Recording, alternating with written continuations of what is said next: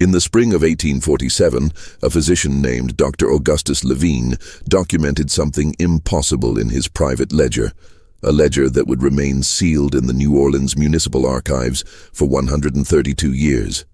Over the course of 18 months, he had delivered 47 infants to enslaved women across 7 plantations in St. Charles Parish.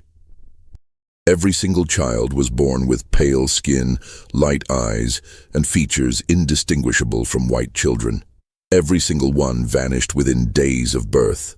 When Levine attempted to report his findings to the parish authorities, he was told his services were no longer required. 3 weeks later, his body was discovered in the Mississippi River, his ledger missing. But the births didn't stop. They continued for another decade, spreading across Louisiana like a carefully orchestrated plague, and the children, hundreds of them, simply disappeared into a network so sophisticated that even today, historians can't fully trace where they all went. Before we continue with the story of Dr. Augustus Levine and the children who were never meant to exist, I need you to do something. If you're fascinated by dark historical mysteries that challenge everything we thought we knew about the past, hit that subscribe button and turn on notifications so you never miss a story like this. And I'm curious, where are you listening from right now? Drop your state or city in the comments below. Now let's uncover what really happened in those plantation houses along the river, and why an entire system worked so hard to keep it hidden. The truth about those births would eventually surface, but not in the way anyone expected. It would take a fire, a desperate woman's confession, and a ledger that should have stayed lost forever. But before we can understand the network that stole these children, we need to understand the world that created it. A world where human beings were property, where fortunes were built on suffering, and where the color of a child's skin could determine whether they lived as enslaved or free. New Orleans in the 1840s was a city of contradictions, a place where French elegance collided with American ambition, where opera houses stood blocks away from slave markets, and where fortunes were made and lost on the backs of human beings treated as property. The city had become the wealthiest in the South, its prosperity built entirely on cotton, sugar, and the labor of enslaved people who outnumbered free whites in many parishes. The port of New Orleans was the 4th busiest in the world by 1840, with ships arriving daily from Europe, the Caribbean, and the American interior. Cotton bales stacked 20 feet high lined the wharves, waiting to be loaded onto vessels bound for Liverpool and Le Havre. Sugar barrels filled warehouses from the French Quarter to the American sector. And in the markets near the river, human beings stood on auction blocks, sold to the highest bidder while their families watched helplessly. The city's population had exploded in the decades since the Louisiana Purchase. French Creoles, who had dominated the city for generations, now shared space with American businessmen, Irish and German immigrants, free people of color who formed their own distinct community, and the enslaved population that made all of it possible. The languages spoken on the streets were a babel of French, English, Spanish, German, and various African dialects. The architecture reflected this mixture: Spanish colonial buildings with their wrought iron balconies, French townhouses with their hidden courtyards, and newer American structures built in the Greek Revival style that was sweeping the nation. But beneath the surface glamour, New Orleans was a city built on a foundation of violence and exploitation. The Code Noir, originally established under French rule, had been modified, but not eliminated under American governance. It regulated every aspect of enslaved people's lives: what they could wear, where they could go, whom they could marry, how they could be punished. The city had a reputation for being more lenient than other southern cities, allowing enslaved people to hire out their own time and sometimes purchase their freedom. But this reputation obscured the brutal reality that most enslaved people faced. St. Charles Parish, just upriver from the city, was home to some of the most profitable sugar plantations in Louisiana. The German coast, as it was known, had been producing sugar since the late 1700s, and by the 1840s, the plantation owners there had refined their operations into ruthlessly efficient machines. The Dufour Plantation, the Hadel Estate, the Fortier Holdings, the Becknell property, the Troxler lands, these weren't just farms. They were small kingdoms, each one operating with its own rules, its own economy, and its own secrets. Sugar cultivation was brutal work, far more dangerous and exhausting than cotton. The cane had to be cut during a narrow harvest window in the fall, then processed immediately before it spoiled. The grinding season, as it was called, ran 24 hours a day for weeks on end. Enslaved workers labored in shifts around massive iron kettles filled with boiling cane juice in buildings where the temperature could reach 120 degrees. Accidents were common. Hands crushed in the grinding machinery, bodies scalded by boiling syrup, workers collapsing from exhaustion and heat. The plantation owners who lived in the grand houses overlooking these operations were some of the wealthiest men in America. They traveled to Europe, sent their children to the finest schools, collected art and rare books, and considered themselves cultured gentlemen. Many of them genuinely believed that slavery was a benevolent institution, that they were caring for people who couldn't care for themselves, that the system was ordained by God and nature. But they also knew, though they rarely acknowledged it openly, that their wealth depended on absolute control over the people they enslaved. Any crack in that control, any suggestion that enslaved people were fully human with the same rights and desires as white people, threatened the entire system. Dr. Augustus Levine had come to New Orleans from Mobile in 1844, a young physician with excellent credentials from medical school in Philadelphia.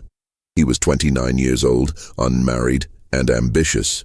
He'd hoped to establish a practice among the wealthy Creole families in the French Quarter. But like many young doctors, he found that the established physicians had those families locked down tight. The old medical families, the Mercier, the Labattus, the Soulets, had been treating the Creole elite for generations, and they weren't about to let some newcomer from Alabama take their patients. So Levine did what many struggling doctors did. He took work where he could find it. Plantation medicine was unglamorous but steady. The wealthy planters needed doctors to keep their enslaved workforce healthy enough to labor, and they paid reasonably well for house calls. It wasn't the prestigious practice Levine had dreamed of, but it was a living. He began making regular rounds to 5 plantations in St. Charles Parish, treating everything from fevers to injuries to childbirths. He kept meticulous records, as he'd been taught in medical school. Every patient, every symptom, every treatment went into his ledger. His professors in Philadelphia had emphasized the importance of documentation. Medicine was becoming more scientific, more systematic, and good records were essential for understanding disease patterns and treatment outcomes. It was this habit, this compulsive documentation, that would eventually make him dangerous. Levine was not an abolitionist. He'd grown up in the South, and while he found slavery distasteful, he accepted it as an economic reality. He treated enslaved patients with the same professional care he gave to white patients, but he didn't question the system that made them patients in the first place. He was, in his own mind, simply a doctor doing his job. The enslaved community on these plantations lived in a world of constant surveillance and control. The quarters where they slept were arranged in neat rows, designed for maximum oversight. Each cabin housed multiple families with thin walls that offered no privacy. The overseer's house was positioned to overlook the quarters, and patrols walked through at night to ensure no one was moving about without permission. Their movements were restricted by a pass system. Any enslaved person found off the plantation without a written pass could be whipped or worse. Their relationships were monitored, their children often sold away before they reached adolescence. The women, in particular, lived under a specific kind of terror that the men did not face. The knowledge that their bodies were not their own, that they could be used by white men with absolute impunity, and that any children born from such violence would be enslaved from their first breath. This was not a secret. Everyone knew it happened. The light-skinned children working in the plantation houses, serving at the master's table, were visible evidence of it, but it was never discussed openly. The white families maintained the fiction that these children were simply the result of relationships between enslaved people, even when the children looked exactly like the plantation owner or his sons. But something strange was happening on these plantations, something that even the enslaved women themselves didn't fully understand at first. The children being born weren't just light-skinned. They were white, completely, unmistakably white, and they were disappearing. In March of 1846, Levine was called to the Dufour plantation to attend to a woman named Celeste, who was in labor with her first child. The message had come in the middle of the night, delivered by a young enslaved boy who'd run the 3 miles from the plantation to Levine's boarding house in New Orleans. The boy was breathless and frightened, saying only that Celeste was having a difficult labor and the midwife needed help. Levine gathered his medical bag and rode out to the plantation through the darkness. The road followed the river, passing through groves of live oaks draped with Spanish moss. The air was thick with the smell of the river and the sweet, cloying scent of sugar processing. In the distance, he could see the lights of other plantation houses scattered along the river like lanterns in the darkness. He arrived at the Dufour plantation just before dawn. The main house was dark, but lights burned in the quarters. An elderly enslaved woman named Ruth met him at the door of one of the cabins. She was the plantation's primary midwife, a woman who'd delivered hundreds of children over her 60-some years. Her face was deeply lined, her hands gnarled with arthritis, but her eyes were sharp and assessing. "She's been laboring since yesterday afternoon," Ruth said quietly, leading Levine into the cabin. "Baby's positioned wrong, I can't turn it." Inside, the cabin was stifling despite the cool March night. A fire burned in the small fireplace, heating water in a large pot. Celeste lay on a narrow bed, her face slick with sweat, her body rigid with pain. She was 22 years old, dark-skinned, and had been born on the plantation. This was her first child, and she was terrified. Levine examined her quickly, professionally. Ruth was right. The baby was breech. He'd have to turn it manually, a delicate and dangerous procedure. He'd done it before, but not often, and the risk of losing both mother and child was high. He worked for 2 hours, with Ruth assisting and Celeste biting down on a leather strap to keep from screaming. The overseer, a man named Garrett, came by once to check on the progress, then left again. The plantation owner, Jean-Baptiste Dufour, never appeared. The birth of an enslaved child was beneath his notice. Finally, just after midnight, Levine managed to turn the baby. Celeste pushed through 3 more contractions, and the child was born, a healthy baby girl with strong lungs and good color. But when Levine cleaned the infant and examined her, he felt a cold confusion settle over him. The child was pale, not light brown, not mixed race in appearance, but genuinely pale, with skin the color of cream, and eyes that would clearly be blue once they focused. Her features were delicate, European. The shape of her nose, the set of her eyes, the texture of her hair. Everything about her suggested white ancestry, and recent white ancestry at that. He looked at Celeste, then back at the infant.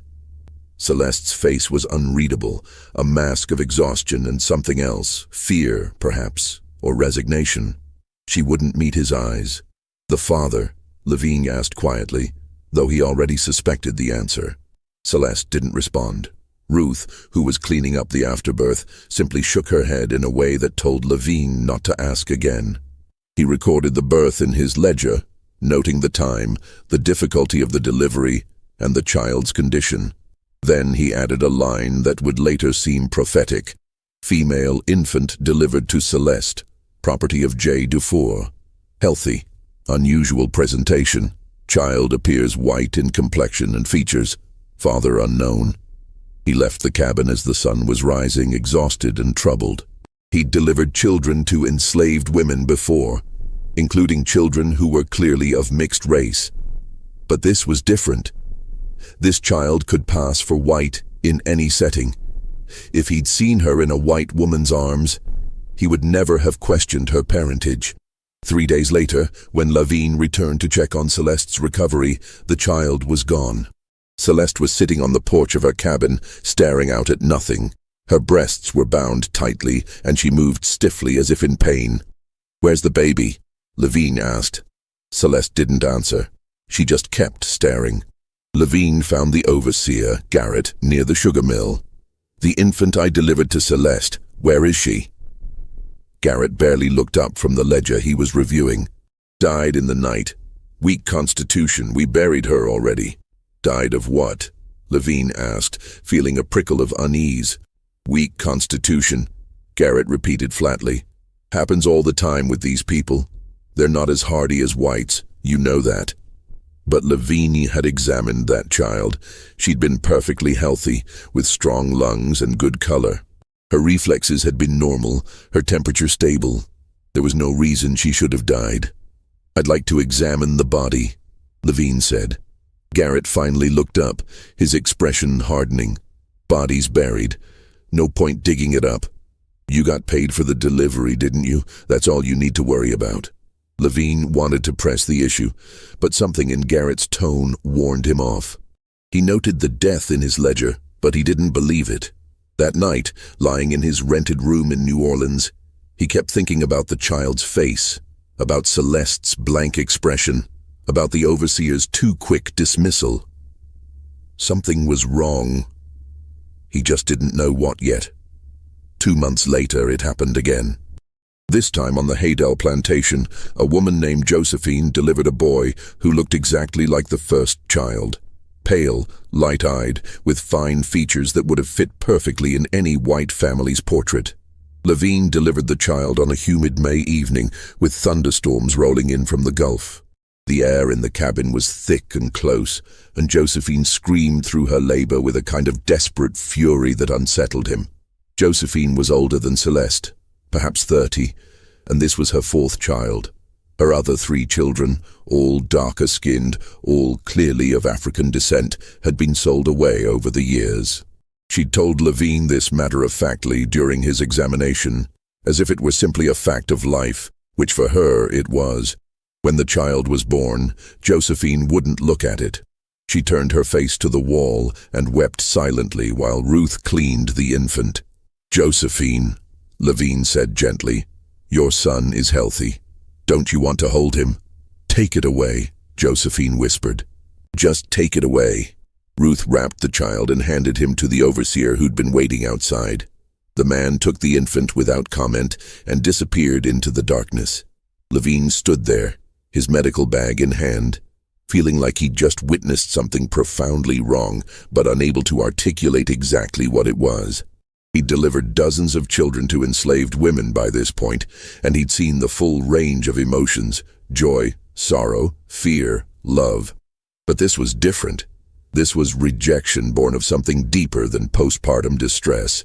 He recorded the birth in his ledger with the same notation: male infant delivered to Josephine, property of A. Haydell. Healthy. Unusual presentation. Child appears white in complexion and features. Father unknown. When he returned a week later, he was told the child had died. Again, no body to examine. Again, a burial that had already taken place. How did he die? Lavigne asked the overseer, a different man than Garrett, but with the same hard face and dismissive manner. Fever took him quick, the man said. Nothing to be done. But the child had been perfectly healthy when Lavigne left him. No fever, no signs of illness. His temperature had been normal, his breathing clear, his color good.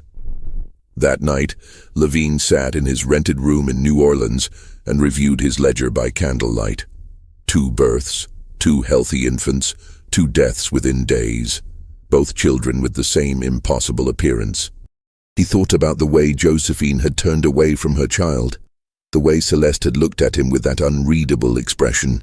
He thought about the overseers who'd taken the children away so quickly, the convenient deaths, the hasty burials. He thought about the fact that both plantation owners, Dufour and Haydell, were known to visit the quarters at night. Everyone knew it, though no one spoke of it openly. It was one of those unacknowledged realities of plantation life. Something was very wrong. Over the next year, Levine delivered 12 more children with the same characteristics. 12 pale infants born to dark-skinned enslaved women. 12 children who vanished within days, all officially recorded as dead from various causes: fever, weak constitution, failure to thrive, respiratory distress. But Levine had been trained to recognize patterns, and this was a pattern that defied medical explanation. Infant mortality was high among enslaved populations, yes. Poor nutrition, inadequate housing, and limited medical care all contributed to death rates that were 2 or 3 times higher than among white infants. But not like this. Not with this specific profile. Not with children who were born healthy and then died within days. Always without a body available for examination. And never with bodies that disappeared so quickly. Even in the heat of a Louisiana summer, there was usually time for a doctor to examine a deceased infant if he requested it. But these children were always buried before Levine could return. He began asking careful questions. He spoke to Ruth, the elderly woman who assisted with many of the births, but she would only shake her head and tell him to leave it alone. "You don't want to know," she said once when he pressed her. "Trust me, doctor. You don't want to know." "But the children are gone," Ruth interrupted. "That's all you need to understand. They're gone, and asking questions won't bring them back. It'll only bring trouble to you." He tried to speak to the mothers, but they wouldn't meet his eyes. When he asked about their children, they would simply say the child had died, repeating it like a rehearsed line. Their faces were blank, their voices flat. It was as if they'd been trained to give this response. The overseers grew increasingly hostile to his inquiries. One of them, a man named Dupree, who worked on the Fortier plantation, took Levine aside after he'd asked about a child who'd supposedly died. "Listen, doctor," Dupree said, his voice low and threatening. "You're here to deliver babies and treat the sick. That's all. You're not here to ask questions about what happens after. You understand me? I'm just concerned about the high mortality rate." "The mortality rate is none of your concern," Dupree interrupted. "These people have weak constitutions. Their babies die. That's just how it is. Now you can accept that and keep getting paid. Or you can keep asking questions and find yourself without work. Your choice." Levine stopped asking questions openly, but he kept documenting. Every birth, every description, every suspicious death went into his ledger.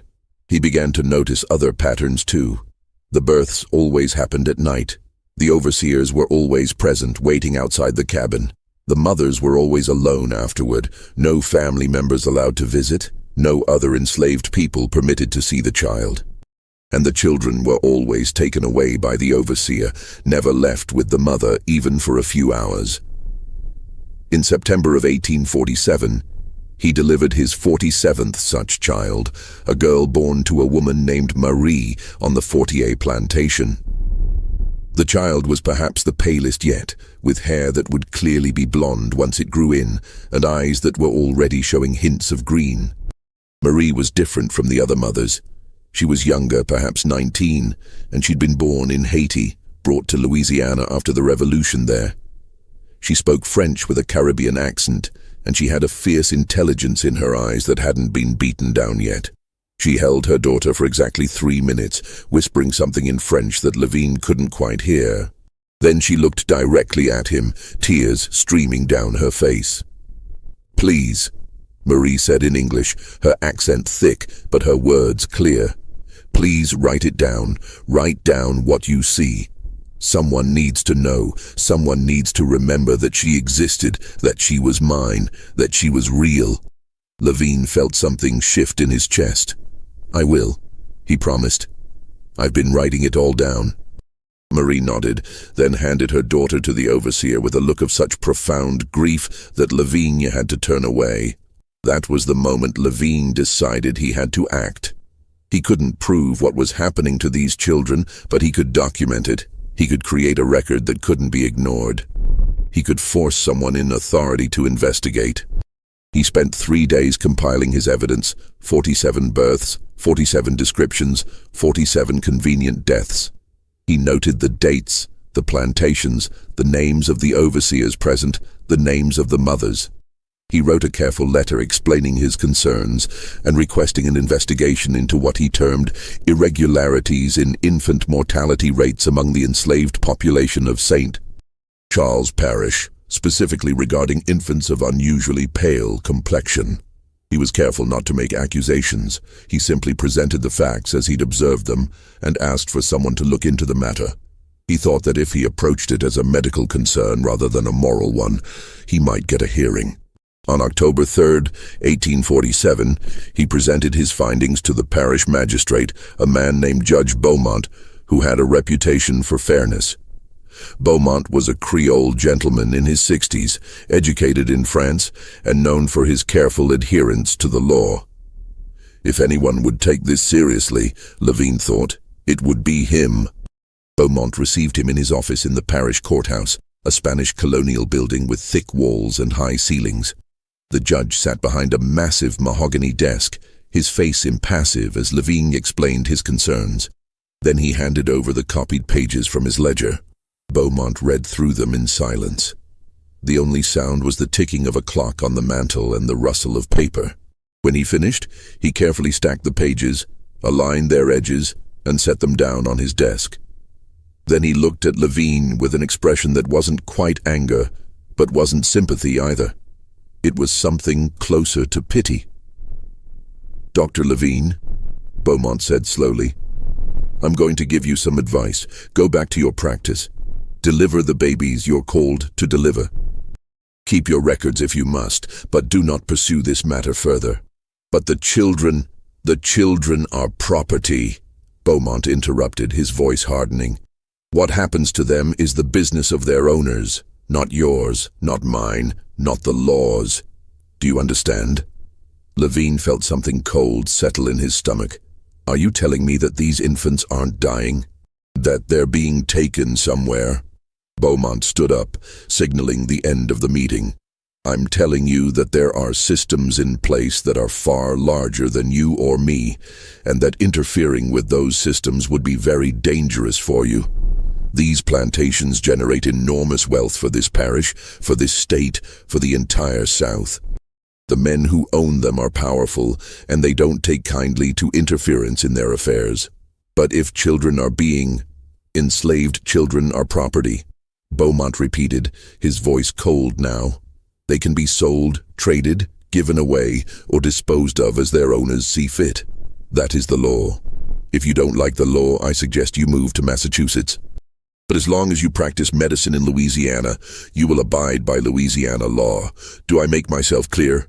Lavinia stared at him, understanding finally dawning. Beaumont knew. He knew what was happening to the children, and he was part of it. Or at least, he was protecting the people who were doing it. "Perfectly clear," Levine said quietly. He left the courthouse with his copied pages, feeling sick. He'd been naive to think that presenting evidence would result in justice. The system wasn't designed for justice. It was designed to protect property and profit, and enslaved people, including enslaved children, were property. But Levine couldn't forget. That night, he made a second copy of his ledger pages and hid them in his room, sewn into the lining of his mattress. The original he kept with him at all times, in a leather portfolio that he carried everywhere. He also wrote a letter to his sister in Mobile, a sister who had died of yellow fever when Levine was 12, a fact that anyone investigating him would quickly discover. In the letter, he detailed everything he'd learned and everything he suspected. He described the network as he understood it, named the people involved, and explained his fears for his own safety. Then he sealed the letter and hid it in his ledger, between the pages documenting births 32 and 33.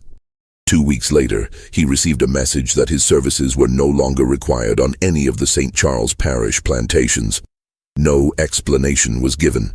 The message was delivered by a clerk from Judge Beaumont's office, and it was clear that this was not a request.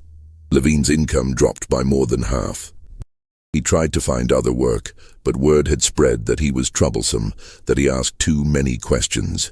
Other plantation owners wouldn't hire him. His practice in the city remained small. 3 weeks after that, on the evening of October 27, 1847, Dr. Augustus Lavigne left his boarding house to meet a colleague for dinner at a restaurant in the French Quarter. He was carrying his leather portfolio, as always. He never arrived at the restaurant. His body was found the next morning, caught in the pilings beneath a dock on the Mississippi River.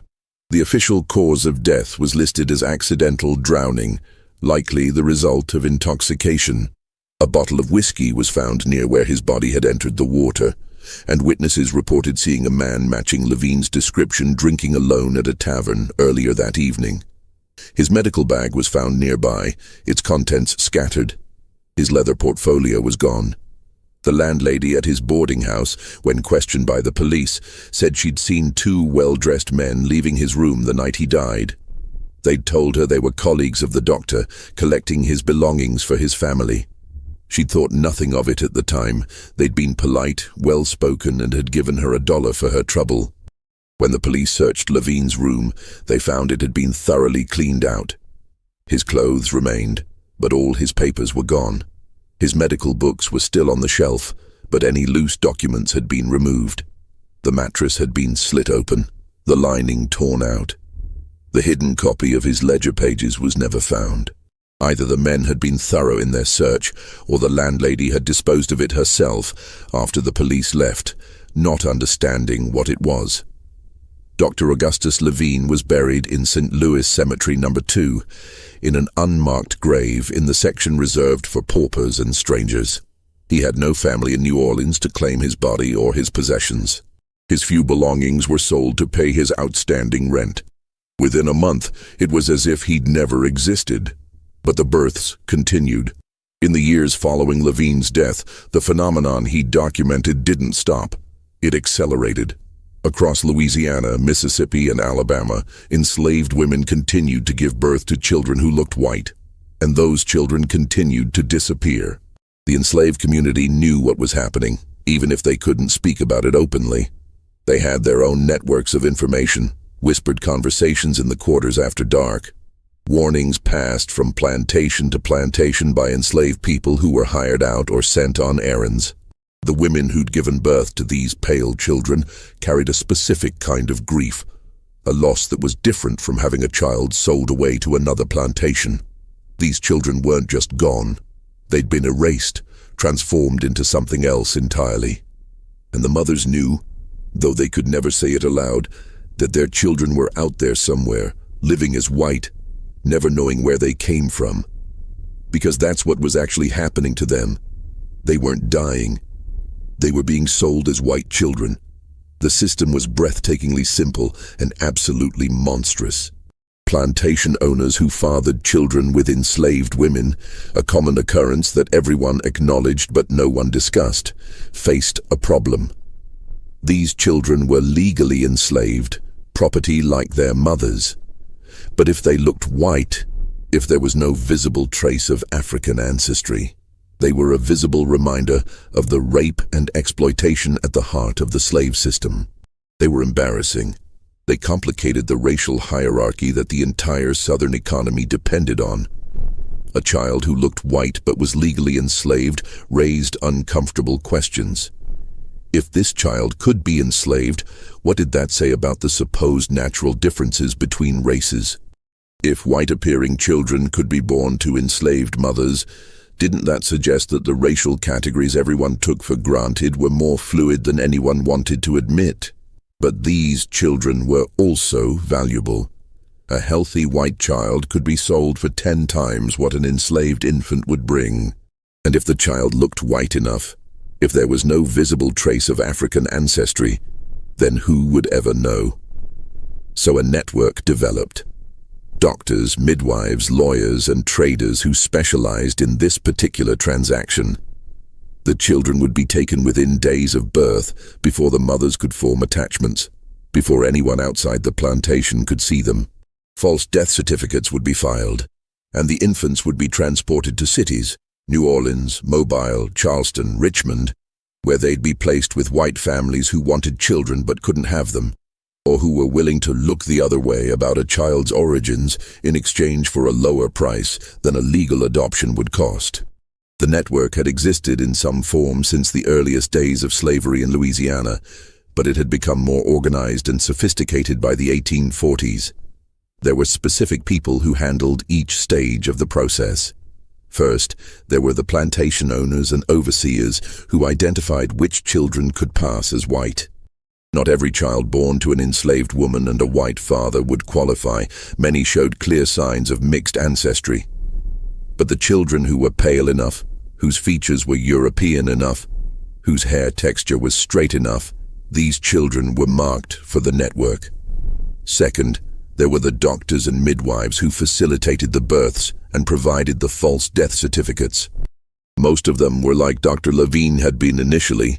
They suspected something was wrong but didn't ask too many questions because they needed the work. A few, however, were active participants who received payment for their cooperation. Third, there were the transporters, men who moved the children from the plantations to the cities. They traveled with forged papers claiming the infants were their own children, or orphans they were taking to relatives, or any number of other cover stories. The children were usually drugged with laudanum to keep them quiet during the journey. Fourth, there were the lawyers who created the false documentation, birth certificates, baptismal records, family Bibles with entries backdated to make everything look legitimate. These men were skilled forgers who understood exactly what documents were needed to make a child's new identity unquestionable. Fifth, there were the brokers who connected the children with families willing to buy them. These men operated out of offices in the cities, presenting themselves as facilitators of private adoptions. They charged enormous fees, sometimes as much as $500 per child, a sum that represented a year's wages for most working people. And finally, there were the families who bought the children. Some of them genuinely believed they were adopting orphans or children whose parents had died. Others knew exactly what they were buying and didn't care. They wanted children, they had the money, and they were willing to look the other way about the circumstances. The entire network was protected by a wall of silence. The plantation owners had every incentive to keep it quiet. They were disposing of evidence of their own crimes. The mothers couldn't speak about it without risking punishment or death. The buyers wanted to believe the children were legitimate, and the children themselves had no memory of their origins. It was, in its way, a perfect crime. The only evidence was in the records, and those records could be destroyed or altered. The only witnesses were enslaved people whose testimony would never be accepted in court, and the only person who'd tried to expose it, Dr. Levine, had been silenced permanently. The system might have continued indefinitely if not for a woman named Henriette Delacroix. Henriette was a free woman of color, a rarity in 1850s Louisiana.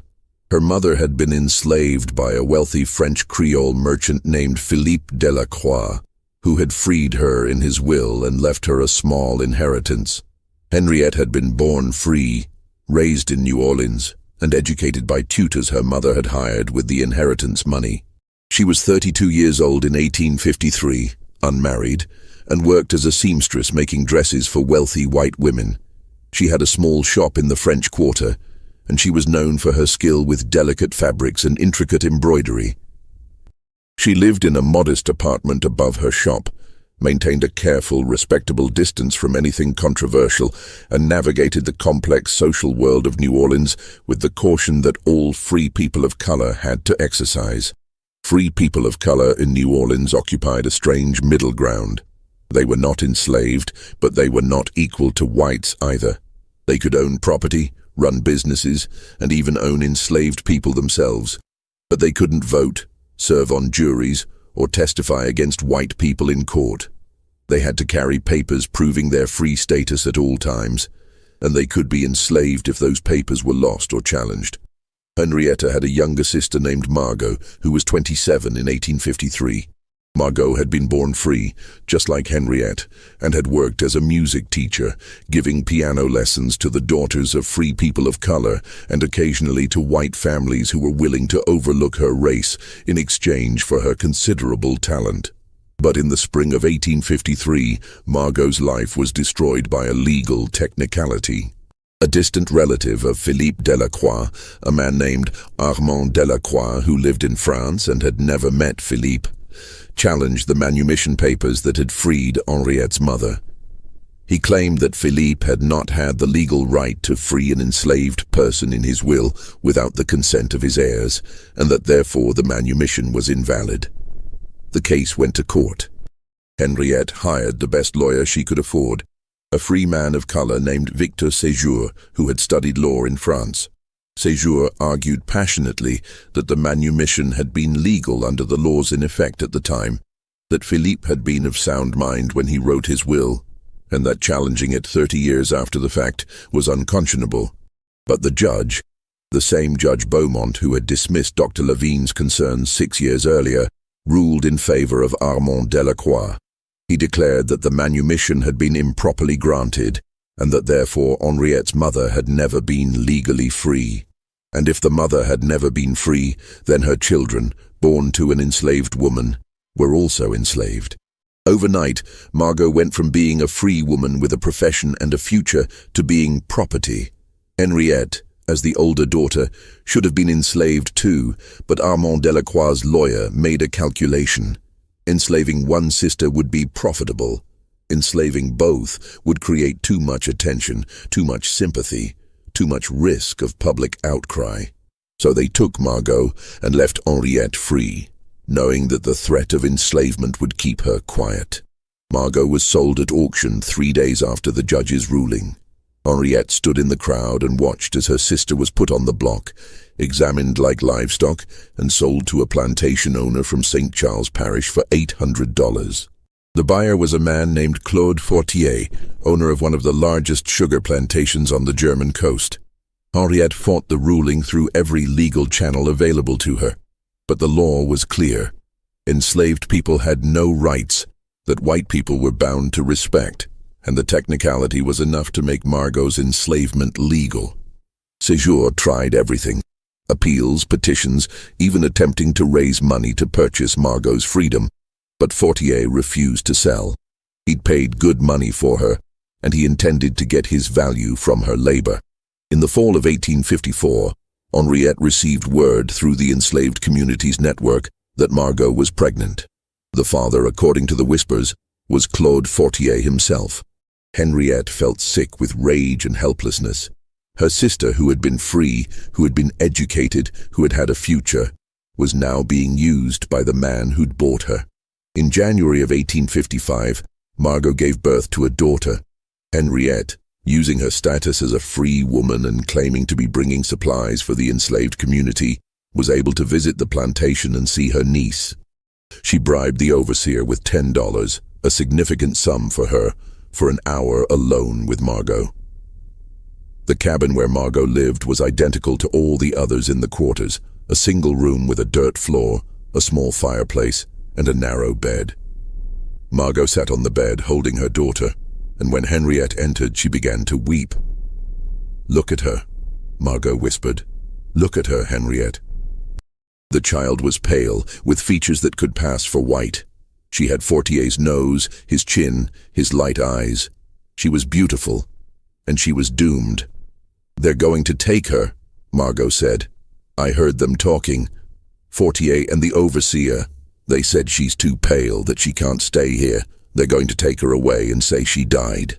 Henriette held her niece for an hour, memorizing every detail of her face. The tiny fingers, the soft hair, the way she made small sounds in her sleep. She whispered promises she knew she couldn't keep, told the child about her mother's real life, about the music and the freedom that should have been hers. 3 days later, Henriette received word that the child had died of fever. But she knew it was a lie. She knew her niece was alive somewhere, being sold to a white family, being erased from existence, and she decided that she couldn't let it stand. She couldn't save her niece, but she could expose what was happening. She could make people see the truth. So she began to investigate. She used her connections in the free black community, her relationships with enslaved people who worked in white households, her access to white spaces as a seamstress who entered wealthy homes to fit dresses and take measurements. She asked careful questions. She listened to rumors. She pieced together fragments of information that individually meant nothing, but together formed a pattern. It took her 2 years to understand what was happening. 2 years of gathering evidence, of tracking down women who'd lost pale children, of finding the midwives and doctors who facilitated the transfers, of identifying the lawyers who forged documents and the brokers who sold the children. She learned about the network in detail, how it operated, who was involved, how much money changed hands. She discovered that it wasn't just happening in Louisiana. The practice extended across the entire South, anywhere that enslaved women gave birth to children who could pass as white. She found evidence of children being sent to California, to Texas, even to Europe. And in the summer of 1856, she found her niece. The child was living with a wealthy white family in the Garden District, being raised as their daughter. Her name was now Charlotte Beaumont, the same last name as the judge who'd ruled against Margot's freedom and dismissed Dr. Levine's concerns. She was 18 months old, healthy, and had no idea that her mother was enslaved on a plantation upriver, grieving for a child she'd been told was dead. Henriette stood across the street from the Beaumont house and watched Charlotte play in the garden with her nurse. The house was a Greek Revival mansion with massive white columns and a garden full of roses and camellias. Charlotte chased a ball across the lawn, laughing, while the nurse followed behind her. She was dressed in a white linen dress with pink ribbons, her hair tied back with a matching bow. Henriette felt something break inside her chest. This child, her niece, her sister's daughter, would grow up in luxury, never knowing where she came from. She would be raised as white, marry white, have white children. The connection to Margot would be severed completely. And Margot would spend the rest of her life enslaved, grieving for a daughter who was alive but might as well be dead. Henriette couldn't reclaim Charlotte. The law wouldn't allow it, wouldn't. Even if she could prove the child's origins, and she had no legal proof, only the word of enslaved people whose testimony wouldn't be accepted in court, it would only result in Charlotte being re-enslaved, not returned to Margot. The system was designed to prevent exactly this kind of revelation, but Henriette could expose it. She could make people see what was happening. She could create a record that couldn't be ignored. She began documenting everything she'd learned. She wrote down names, dates, locations. She tracked down other children who'd been sold into white families. She found 12 in New Orleans alone, and she suspected there were dozens more across the South. She interviewed mothers who'd lost children, recording their stories in careful detail. She spoke to midwives who'd been pressured to provide false death certificates. She found a doctor who'd been part of the network but had grown disgusted with it and was willing to talk, as long as his name wasn't used. She compiled a dossier that was damning in its detail. It named plantation owners, lawyers, brokers, and families who'd bought children. It described the process from beginning to end. It estimated that hundreds of children had been stolen and sold as white over the past 2 decades. In March of 1857, she took her evidence to a newspaper editor named Thomas Whitfield, who ran a small abolitionist paper called The Liberator's Voice that operated on the edge of legality. Whitfield was a white man from Pennsylvania who'd moved to New Orleans in 1855, driven by a genuine commitment to ending slavery. His paper was constantly under threat of being shut down, and he'd been arrested twice for publishing incendiary material. Whitfield read through Henriette's documentation with growing horror. When he finished, he sat back in his chair and stared at her. "If we publish this," he said slowly, "they'll shut us down. They might do worse. They killed that doctor, didn't they? The one you mentioned in your notes?" "Yes," Henriette said. "They killed him. And they'll kill me if they find out what I know. But someone has to tell the truth. These children deserve to have their stories told. Their mothers deserve to be acknowledged. Whitfield was quiet for a long moment. Then he nodded. "Give me 2 weeks to verify what I can. I'll send someone to check the parish records, see if the death certificates match your information. Then we'll run it. Front page, the whole story." But they never got the chance. Just when we thought we'd seen it all, the horror in New Orleans intensifies. If this story is giving you chills, share this video with a friend who loves dark mysteries, hit that like button to support our content, and don't forget to subscribe to never miss stories like this. Let's discover together what happens next. On March 15th, 1857, 6 days before Whitfield's paper was scheduled to publish Henrietta's exposé, a fire broke out in the building that housed his printing press. The fire started at 2 in the morning, when no one should have been in the building, and it burned hot and fast, with an intensity that suggested accelerants had been used. By the time the volunteer fire brigade arrived, the entire structure was engulfed. The building was in the American sector, near the docks, in an area of warehouses and workshops. The fire spread to 2 adjacent buildings before it could be contained, destroying a cooperage and a tobacco warehouse in addition to the printing press. Thomas Whitfield's body was found in the ruins the next morning. He'd apparently returned to the office late at night. Neighbors reported seeing a light in the windows around midnight and been trapped when the fire started. His body was so badly burned that he could only be identified by the watch he'd been wearing, a distinctive silver piece that his wife recognized. The official investigation concluded that a lamp had been knocked over, igniting the paper and chemicals used in the printing process. It was ruled an accidental death, and the case was closed within a week. All of Whitfield's files were destroyed, including everything Henriette had given him. Henriette herself disappeared 3 days after the fire. Her shop was found locked, her apartment empty. Her clothes were still in the wardrobe, her dishes still in the cupboard. But she was gone. The money she kept hidden in a tin under her floorboards, nearly $200, her life savings, was gone too. Some people said she'd fled north, terrified that whoever killed Whitfield would come for her next. Others whispered that she'd met the same fate as Dr. Lavigne, her body dumped in the river where it would never be found. A few suggested that she'd been enslaved, like her sister, and sold away to a distant plantation where no one would recognize her. The truth was more complicated. Henriette had been warned. The morning after the fire, she'd found a note slipped under her door. It was written on expensive paper in an educated hand, and it contained no threats, no explanations. Just 4 words.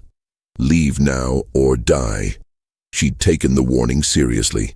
She'd packed a small bag with clothes, money, and a second copy of her documentation. She'd learned from Dr. Lavigne's mistake and made copies of everything. She'd walked out of New Orleans that same day, leaving everything else behind. She'd made her way north through a network of abolitionists and free black communities, moving from safe house to safe house, never staying anywhere long enough to be traced. She'd traveled by riverboat to Memphis, then overland to Louisville, then by train to Cincinnati. From there, she'd continued north to Cleveland, then east to Philadelphia. By the summer of 1857, Henriette had made it to Philadelphia, where she was using a different name, Henriette Dubois, and trying to build a new life in a city where no one knew her history. She found work as a seamstress again, though she had to start over, building a new clientele from nothing. But she couldn't let go of what she'd learned. She couldn't forget Charlotte, or Margot, or the dozens of other children who'd been stolen and transformed. She couldn't stop thinking about the mothers who were still grieving, still living with the knowledge that their children were alive somewhere but lost to them forever. She tried to interest northern newspapers in the story, but they were focused on bigger battles: the Kansas-Nebraska Act, the Dred Scott decision, the growing tensions between North and South that everyone could see were leading toward war. The story of enslaved children being sold as white was too specific, too complicated, too easy to dismiss as unverifiable rumor. "Do you have proof?" editors would ask her. "Do you have documents? Witnesses who will testify?" She had documents, but they were copies of records that had been destroyed. She had witnesses, but they were enslaved people whose testimony wouldn't be accepted in any court. She had her own observations, but she was a black woman, and her word alone wasn't enough. But Henriette kept trying. She refined her documentation, tracked down more cases, built an increasingly comprehensive picture of the network. She learned that it wasn't just Louisiana. The practice extended across the entire South, anywhere that enslaved women gave birth to children who could pass as white. She discovered that some of the children were being sent as far as California, where the gold rush had created a population boom and a desperate need for labor and families. She found cases of children being shipped to Europe, sold to wealthy families who wanted American children but didn't want to deal with the complexities of legal adoption. The network was vast, sophisticated, and protected by people at the highest levels of Southern society. Judges, lawyers, doctors, plantation owners, they all had a stake in keeping it hidden, and they had the power to silence anyone who threatened to expose it. In 1858, Henriette finally found someone willing to help her. A Quaker abolitionist named Rebecca Morris read through Henriette's documentation and immediately understood its significance. Rebecca was a woman in her 50s, a widow who devoted her life to the abolitionist cause. She was part of a network of Quakers who were documenting the horrors of slavery for a book that would eventually be published in London, beyond the reach of Southern legal systems. The book was intended to sway British public opinion against slavery and pressure the British government to support abolition in America. "This isn't just about slavery," Rebecca said, sitting in her parlor in Philadelphia with Henriette's papers spread across the table. "This is about the lie at the heart of the entire system. They claim that race is fixed, that you can look at someone and know their ancestry, that white and black are separate and distinct categories ordained by God and nature. But if enslaved children can be sold as white, if they can grow up and have white children and no one ever knows the difference, then the whole racial hierarchy is a fiction." "Exactly," Henriette said. "That's why they'll kill to keep it secret. Because if people understand that race isn't fixed, that it's something that can be changed or hidden or manipulated, then the entire justification for slavery falls apart." Rebecca was part of a network of abolitionists who were documenting the horrors of slavery for a book that would eventually be published in London. She convinced Henriette to let her include the story in that documentation. They worked together for months, refining the narrative, verifying what details they could, and preparing the manuscript. Rebecca had connections to British publishers who were sympathetic to the abolitionist cause, and she was confident that the book would be published and widely distributed. But even as they worked on the manuscript, the network was adapting.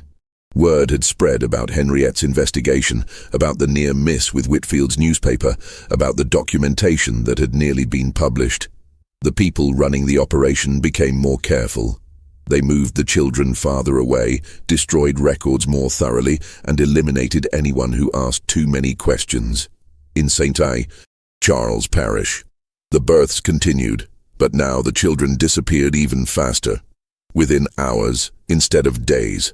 The mothers were sometimes sold away immediately after giving birth, scattered to plantations across the South, where they couldn't compare stories or organize resistance. The system was tightening, becoming more efficient and more brutal. The network had learned from its near exposure, and it was taking steps to ensure that it would never be threatened again. And then the Civil War began, and everything changed. The war changed everything and nothing. The network of child trafficking continued, even as armies marched across the South, even as plantations burned and enslaved people fled to Union lines. In some ways, the chaos made it easier.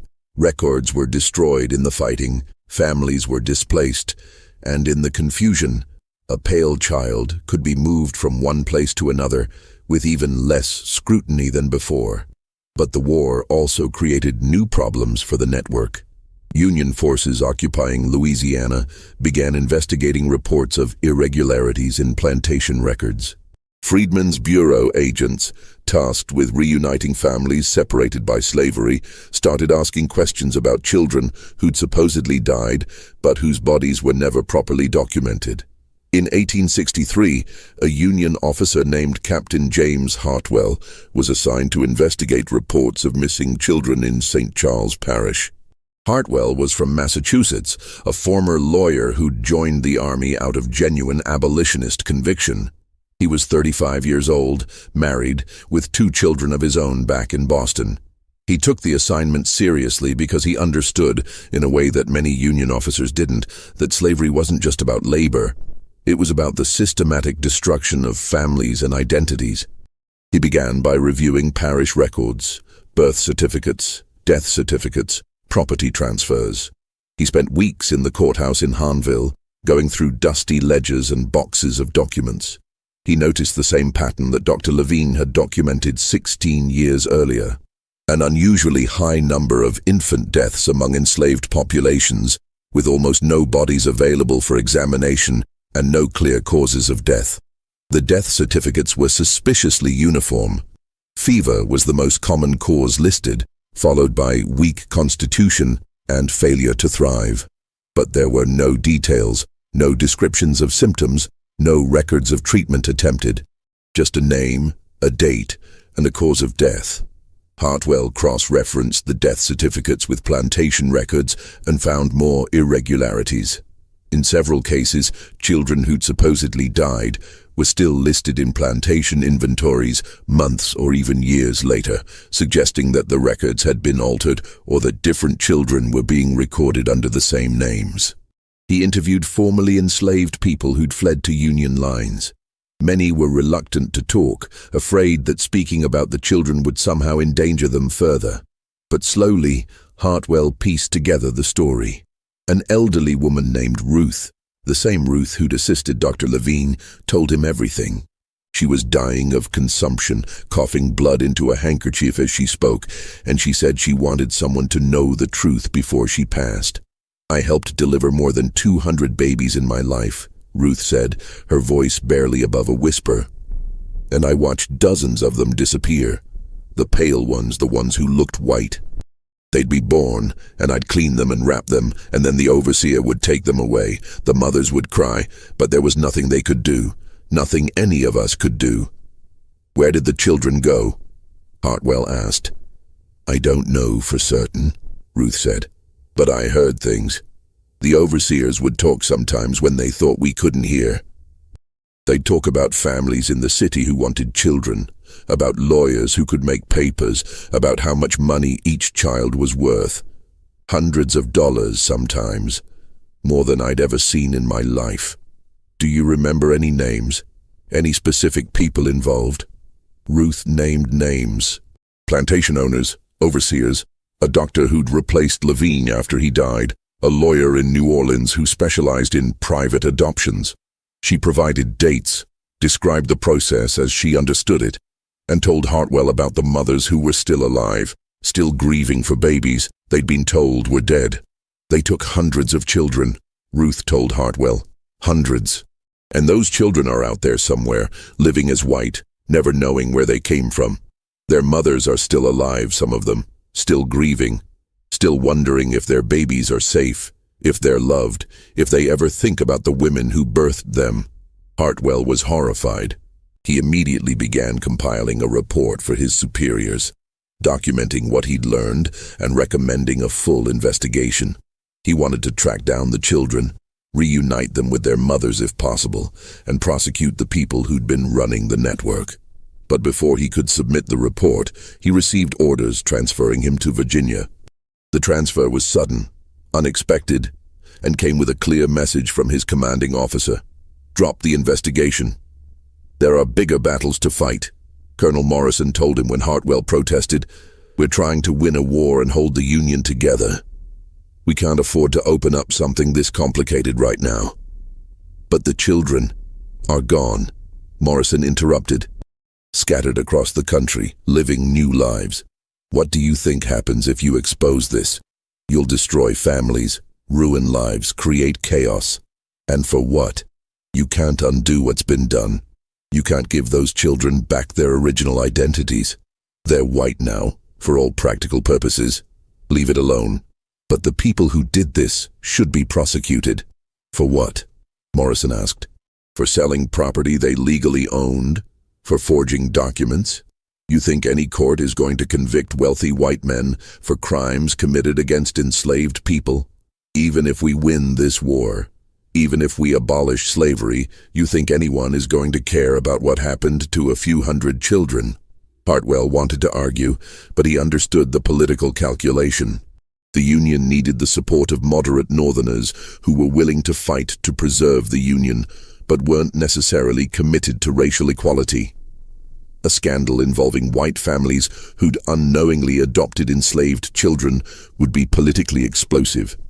It would raise questions about racial identity, about the legitimacy of families, about the entire social order. It was easier to let it go, easier to pretend it hadn't happened, easier to focus on the war and leave the complicated questions for later. So the investigation was quietly shelved. Hartwell was sent to Virginia, where he served with distinction for another year. He was killed at the Battle of Cold Harbor in June 1864, shot through the chest while leading a charge against Confederate entrenchments. His notes about the missing children were packed up with his personal effects and sent to his family in Boston, where they sat in an attic for decades, unread and forgotten. Ruth died 2 weeks after speaking with Hartwell. She was buried in a mass grave with other formerly enslaved people who died in the contraband camps. Her name recorded in a ledger that would eventually be lost. The war ended. Slavery was abolished.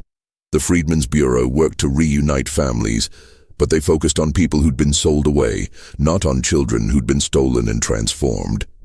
The mothers who'd lost pale children had no legal recourse, no way to prove what had happened, no means of finding their children even if they'd wanted to, and most of them didn't want to. What would be the point? Their children were white now, living white lives. Revealing the truth would only destroy them.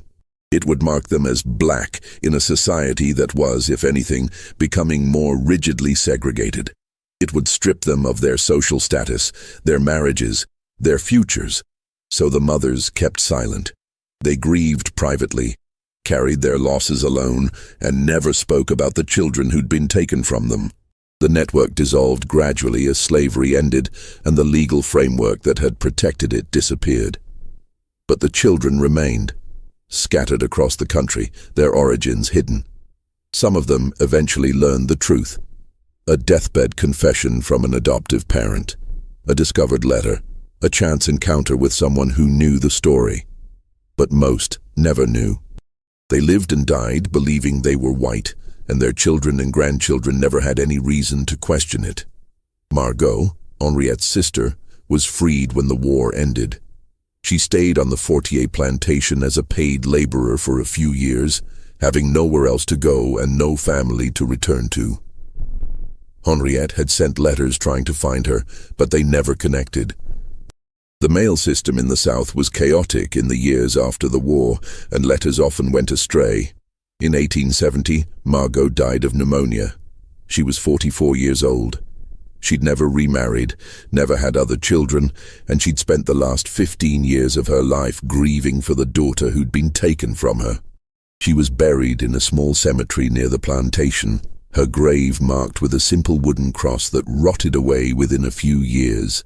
She never learned that her daughter had lived, that Charlotte had grown up in a wealthy white family just a few miles away in New Orleans, that she'd been raised with every advantage, educated at the finest schools, and introduced to society as the daughter of Judge Beaumont.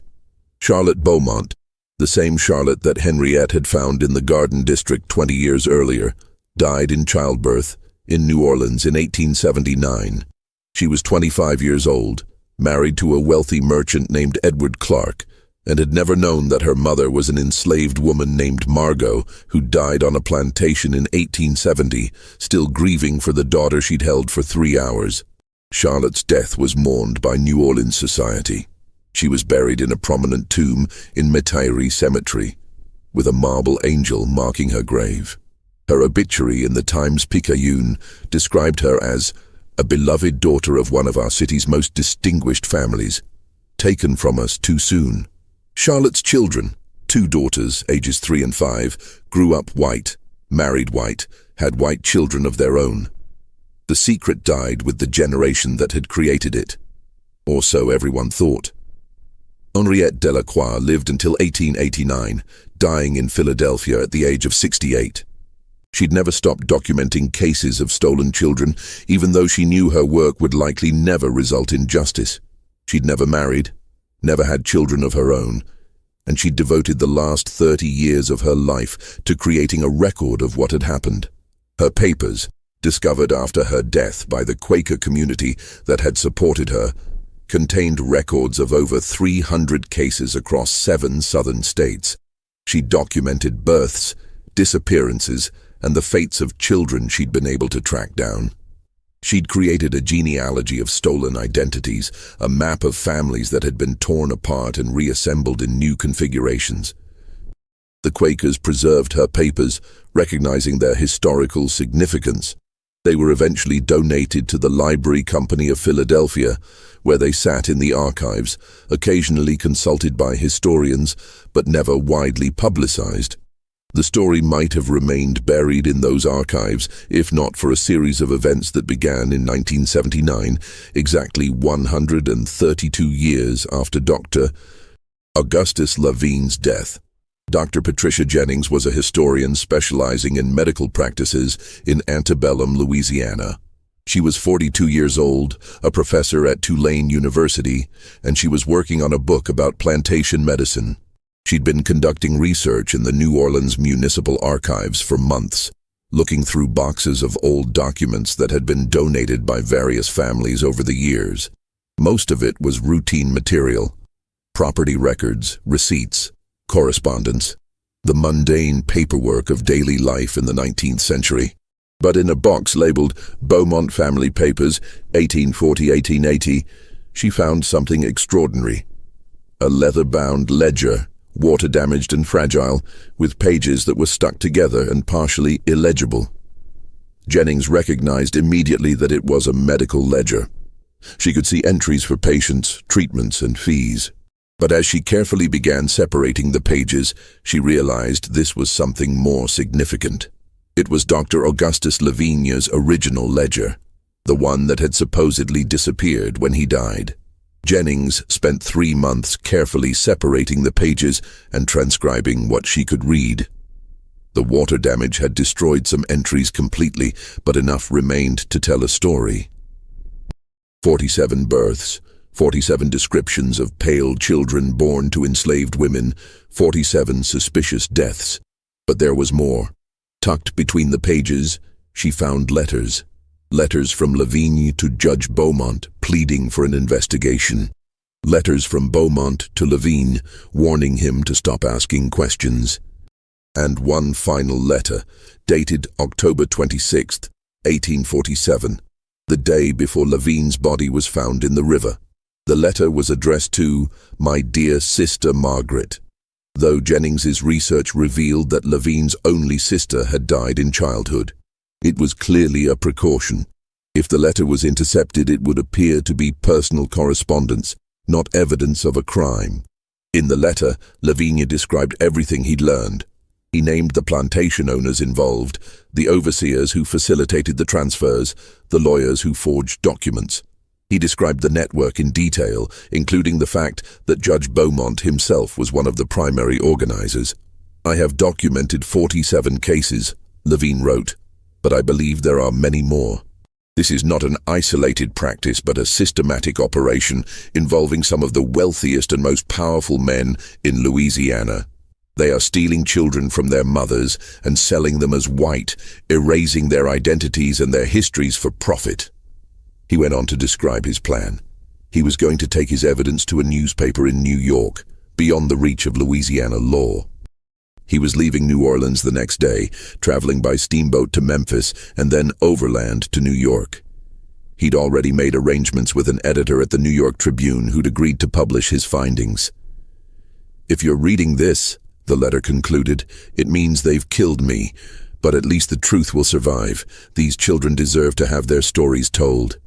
Their mothers deserve to be acknowledged, and the men who did this deserve to be exposed, even if they're never punished."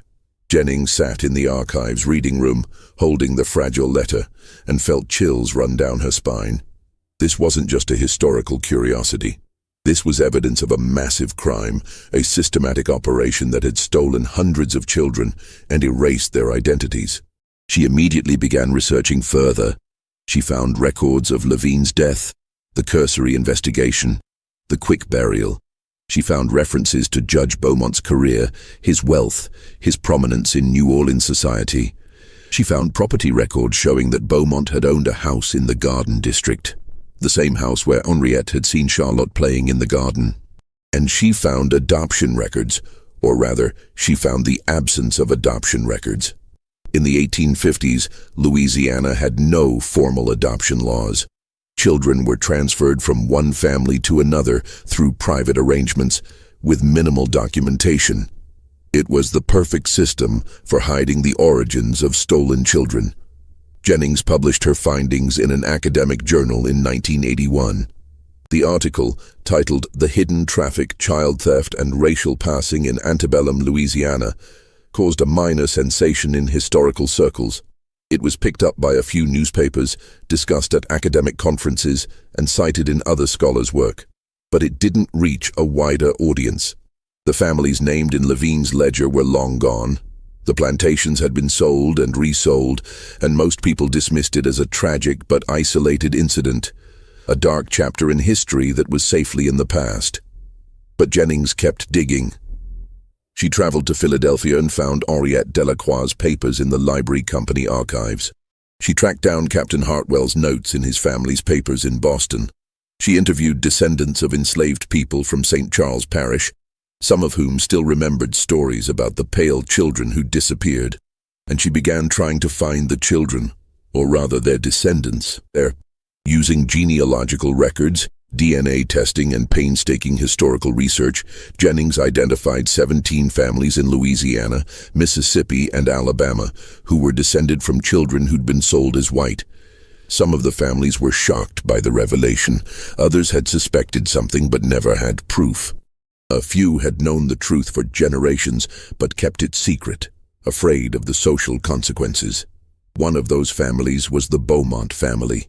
Judge Beaumont's great-great-granddaughter, a woman named Elizabeth Beaumont Clark, agreed to speak with Jennings in 1985. Elizabeth was 62 years old, a retired schoolteacher living in Baton Rouge. She was white-appearing, with pale skin and light brown hair, and she'd grown up believing she was entirely of European descent. But her grandmother had told her a different story. "My grandmother told me when I was 16, Elizabeth said, sitting in her living room with Jennings. She said that our family had a secret and that I needed to know it before she died. She told me about Charlotte, about how she'd been bought as an infant, about how the judge had arranged the whole thing." "How did you feel when you learned?" Jennings asked. Elizabeth was quiet for a long moment, staring out the window at her garden. "I felt like my entire identity was a lie," she finally said. "I'd grown up thinking I knew who I was, where I came from. I'd been taught about my family history, about our French and Spanish ancestors, about our place in New Orleans society, and then I learned that my great-great-grandmother had been enslaved, that she'd been stolen from her mother, that everything I'd been told about my family history was false." "Did it change how you saw yourself?" "Yes and no," Elizabeth said. "I still looked the same. I still had the same memories, the same relationships. But I felt like I was living a lie, like I was passing as something I wasn't. And I didn't know what to do with that knowledge. Who was I supposed to tell? What was I supposed to do with it?" "Did you ever try to find Charlotte's mother's family?" "I tried," Elizabeth said. "But the records were destroyed during the war, and there was no way to trace Margot's descendants. If she had other children, I don't know who they are. I don't know if I have cousins out there who are black, who might be descended from the same woman. It's like that part of my history was just erased." She paused, then added, "And I think about Charlotte sometimes, about what her life was like. Did she ever suspect? Did she ever feel like she didn't quite belong? Or did she live her whole life believing she was white, never questioning it? I'll never know." Jennings's research revealed that this was common. The network had been designed to sever all connections between the children and their origins. Even when descendants learned the truth, they usually couldn't trace their ancestry back far enough to find their enslaved relatives. The documentation had been too thoroughly destroyed, the connections too completely severed. The system had worked exactly as intended. It had taken children who were legally black and transformed them into white people, erasing their histories so completely that even modern genealogical tools couldn't fully reconstruct them. In 1987, Jennings published a book called Stolen Children: The Hidden History of Racial Passing in the Antebellum South. It was extensively researched, carefully documented, and deeply disturbing. It told the story of Dr. Lavinia, Henriette Delacroix, Captain Hartwell, and the hundreds of children who'd been stolen and sold as white. The book was reviewed positively in academic journals and received some attention in the mainstream press. The New York Times ran a feature article about it, and Jennings appeared on several radio programs to discuss her findings. But the story didn't generate the kind of public outrage that Jennings had hoped for. Part of the problem was timing. The book was published in 1987 during the Reagan era, when discussions of race and history were often dismissed as divisive or unnecessary. Many people felt that slavery was in the past, that it was time to move on, that dredging up old injustices only created more problems. Part of the problem was also the nature of the story itself. It was complicated, involving legal technicalities and genealogical research that was hard for general readers to follow, and it raised uncomfortable questions that many people didn't want to confront. If hundreds of children had been stolen and sold as white, how many of their descendants were living today? How many white Americans might have enslaved ancestors without knowing it? What did that mean for racial identity, for family histories, for the entire concept of race itself? These were questions that challenged fundamental assumptions about identity and belonging, and many people simply didn't want to engage with them. But the book did reach some people. Descendants of the stolen children began contacting Jennings, sharing their own family stories and asking for help tracing their ancestry. Some of them had always suspected something was wrong with their family history. Gaps in the records, inconsistencies in the stories, physical features that didn't quite match the supposed ancestry. One of those people was a woman named Sarah Mitchell, who contacted Jennings in 2015, nearly 30 years after the book was published. Sarah had grown up in Atlanta, in a white family, with no reason to question her ancestry. But when she'd done a DNA test out of curiosity, the results had shown a small but unmistakable percentage of African ancestry, about 12%, suggesting that one of her great-great-grandparents had been of African descent. She'd dismissed it at first as an error or a distant ancestor she didn't know about. But then she'd started researching her family history and found gaps in the records. Her great-great-great-grandmother had appeared in New Orleans in 1855 as a young child, with no clear documentation of her birth or parentage. The family story was that she'd been orphaned, but there were no death certificates for her supposed parents, no records of their existence at all. Sarah spent 2 years tracing the records, working with genealogists and historians, and eventually she found her great-great-great-grandmother's name in Dr. Levine's ledger. The child had been born to an enslaved woman named Josephine on the Haydel plantation in May of 1847. She'd been sold to a family in New Orleans when she was 3 days old, given the name Emily Harper, and raised as white. "I don't know how to feel about this," Sarah told a reporter in 2017 after her story was featured in a documentary about racial identity in America. "Part of me feels like I've discovered this important truth about who I am. But another part of me feels like I've lost something. My whole understanding of my family, my identity, my place in the world. It's all different now." "Have you tried to find Josephine's other descendants?" the reporter asked. "I have," Sarah said, "but the records are so fragmentary. I know Josephine had other children before the one who became Emily Harper, but they were all sold away. I don't know where they went or what happened to them. I've connected with a few people who might be distant cousins, but we can't prove it. The documentation just doesn't exist." She paused, then added, And I can't even find Josephine's descendants, if she had any others. That part of my family is just gone, erased, and I'll never be able to recover it. Sarah's story was featured in a documentary about racial identity in America that aired on PBS in 2018. The documentary explored the legacy of slavery and the ways that racial categories had been constructed and maintained through law and custom. Sarah's story was one of several case studies, and it reached a wider audience than Jennings's book ever had. After the documentary aired, dozens of people contacted the producers, saying they'd found similar gaps in their family histories, similar unexplained DNA results, similar stories of children who'd appeared with no clear origins. Some of them had been researching their ancestry for years, trying to understand the inconsistencies in their family stories. Others had only recently begun to question their identities after taking DNA tests. The documentary estimated that there could be hundreds of thousands of Americans who are descended from children who were stolen and sold as white, most of them with no idea of their true ancestry. The network had been so effective, so thorough in its erasure of records and identities, that the full scope of it may never be known. Dr. Patricia Jennings died in 2003, still working on a follow-up book that would expand her research to other southern states. She'd identified over 200 cases of children who'd been sold as white, and she suspected there were thousands more that had left no paper trail at all. Her research papers were donated to Tulane University, where they remain available to scholars studying the history of slavery and racial identity in America. The collection includes copies of Dr. Levine's ledger, Henriette Delacroix's documentation, Captain Hartwell's notes, and hundreds of pages of Jennings' own research, interviews, genealogical charts, analysis of parish records, and correspondence with descendants of the stolen children. In St. Charles Parish, there's a small museum now dedicated to the history of slavery in Louisiana.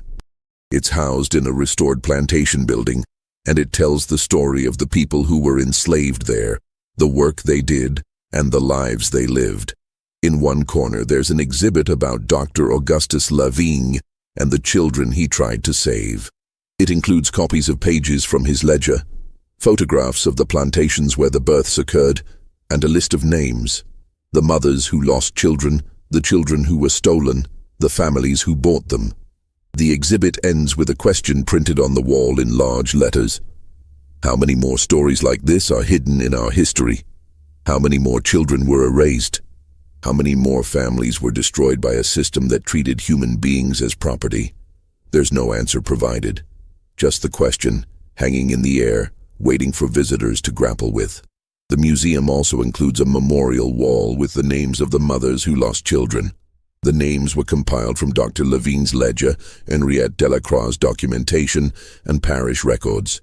There are over 300 names on the wall, each one representing a woman who gave birth to a child who was stolen and sold as white. Celeste, Josephine, Marie, Margot, Ruth, and hundreds of others whose names have been lost to history.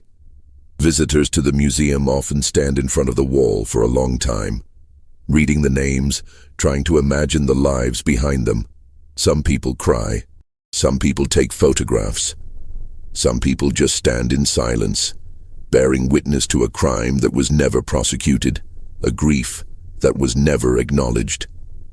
The story of the Pale Children of New Orleans is a reminder that history isn't just about the past. It's about the present, about the ways that old crimes continue to shape our world in ways we can't always see. It's about the identities that were stolen, the families that were destroyed, and the truth that was buried so deep that even now we're still digging it up. The network that stole those children was a product of slavery, but its effects rippled forward through generations, creating a hidden web of ancestry that even modern DNA testing can't fully untangle. The children who were sold as white had children who had children who had children, and somewhere in America today, there are people who have no idea that their great-great-great-grandparents were born enslaved in Louisiana plantation cabins. They grew up believing they were white. They married white. They had white children. They lived their entire lives without ever knowing the truth about where they came from. And in most cases, they'll never know. The documentation has been destroyed, the connections severed, the truth buried too deep to recover. But the truth exists, even when we can't see it. The mothers existed, the children existed, the grief existed, and the crime existed, even though no one was ever punished for it. This mystery shows us that the cruelest aspects of slavery weren't always the most visible ones. Sometimes the cruelty was in the erasure, in the systematic destruction of identity and family, in the creation of a lie so complete that it became indistinguishable from truth. The children who were stolen didn't just lose their freedom. They lost their histories, their identities, their connections to the people who loved them. They were transformed into something they weren't, and they never even knew it had happened. And their mothers lived with that knowledge for the rest of their lives. They knew their children were alive somewhere, living as white, never knowing where they came from. They knew they would never see them again, never hold them, never tell them the truth. They carried that grief silently, because speaking about it would only bring punishment. The system that created this horror was designed to be invisible, to operate in the shadows, to leave no trace. And it almost succeeded. If not for Dr. Levine's compulsive documentation, if not for Henriette Delacroix's determination, if not for Captain Hartwell's investigation, if not for Dr. Jennings's research, the story might have been lost completely. But the truth survived. Not intact, not complete, but enough to tell us what happened. Enough to honor the mothers who lost their children. Enough to acknowledge the children who were stolen. Enough to remind us that history is full of crimes that were never punished, injustices that were never corrected, and truths that were buried but never completely destroyed. What do you think of this story? Do you believe everything was revealed? How many more children do you think were stolen and sold as white? How many descendants of those children are living today with no idea of their true ancestry? Leave your comment below. If you enjoyed this tale and want more horror stories like this, subscribe, hit the notification bell, and share with someone who loves mysteries. See you in the next video.